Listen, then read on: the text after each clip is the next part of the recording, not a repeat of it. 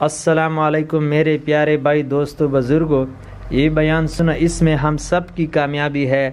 روزے دار کے لیے چراغ بجھا دینا۔ ایک صحابی رضی اللہ تعالی عنہ روزہ رکھتے تھے، افطار کے لیے کوئی چیز کھانے کی میسر نہ آتی تھی۔ ایک انصاری صحابی حضرت ثابت رضی اللہ تعالی عنہ نے تاڑ لیا، بیوی سے کہا کہ میں رات کو ایک مہمان کو لاؤں گا، جب کھانا شروع کر دے تو تم چراغ کو درست کرنے کے حلہ سے بجھا دینا، اور اتنے مہمان کا پیٹ نہ بھر جائے خود نہ کھانا۔ چنانچہ انہوں نے ایسا ہی کیا، ساتھ میں سب شریک رہے جیسے کہہ رہے ہوں۔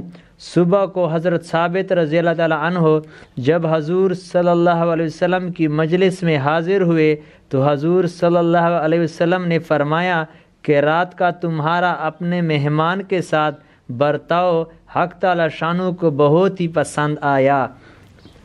ایک صحابی رضی اللہ تعالی عنہ روزہ رکھتے تھے، افطار کے لیے کوئی چیز کھانے کی میسر نہ آتی تھی۔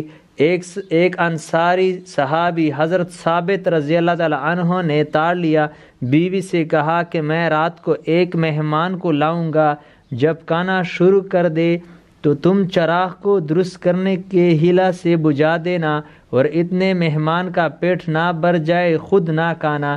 چنانچہ انہوں نے ایسا ہی کیا، ساتھ میں سب شریک رہے جیسے کہہ رہے ہوں۔